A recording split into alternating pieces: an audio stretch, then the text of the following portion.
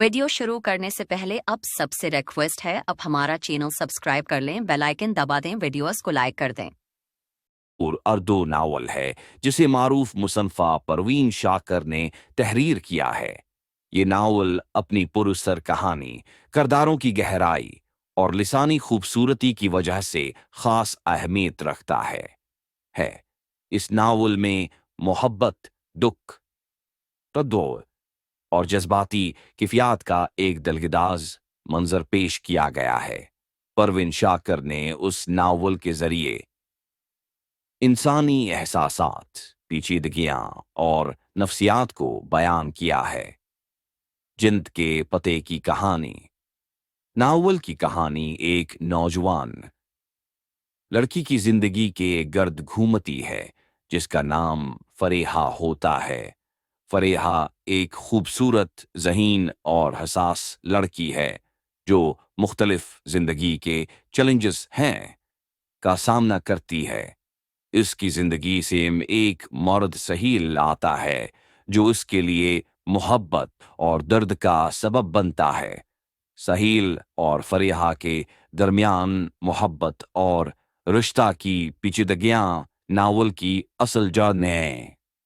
Novel में फरेहा की नफ्सियाती हालत, उसकी जज्बाती वाबस्तगियां और उसकी जदोजहद को बयान किया गया है।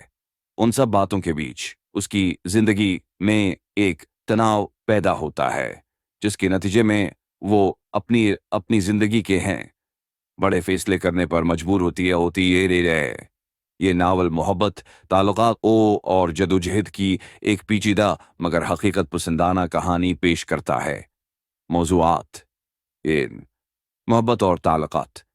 नावल में मोहब्बत के मुख्तलिफ जावियों को दिखाया गया है, खास तौर पर इस वक्त जब ताल्लुकात की पेचीदगियां बढ़ जाती हैं। वो नफ्सियाती कशमकश।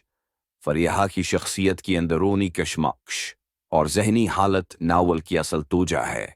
4. समाजी और सकाफती पस मंजर।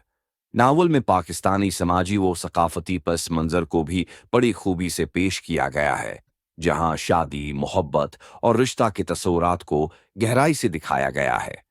4. खुद शिनासी।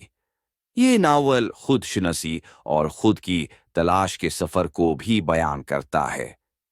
इसलूब। परवीन शाकर का असलूब शायराना और जज्बाती है। उनके अल्फाज और जुमलों में एक खास लताफत और हसासियत पाई जाती है जो पढ़ने वाले को फौरन कहानी से जुड़ने की इजाज़त देती है। उनकी तहरीर में इस कदर खूबसूरती है कि वो न सिर्फ कहानी सुनाती हैं बल्कि कारी को एहसासात की गहराइयों में भी ले जाती हैं। मुख्तसर तज्ज़िया। जन्नत के पत्ते एक जज्बाती और नफ्सियाती सफ़र है जो कारी को इंसानी नफ्सियात और रिश्तेदारियों के हवाले से गहरी सोच में मुब्तला करता है। उसकी कहानी न सिर्फ रोमानवी है बल्कि जिंदगी के मुश्किल पहलुओं को भी दिखाती है। अगर आपको परवीन शाकर की तहरीरों में दिलचस्पी है या आप उस किताब को पढ़ने की मंसूबा बंदी कर रहे हैं तो ये एक इंतहाई दिलगदाज और सोचने वाला नावल साबित होगा। अगर आप इस किताब के किसी खास हिस्से या किरदार के बारे में मज़ीद मालूमात चाहते हैं तो मैं आपकी मज़ीद मदद कर सकता हूँ।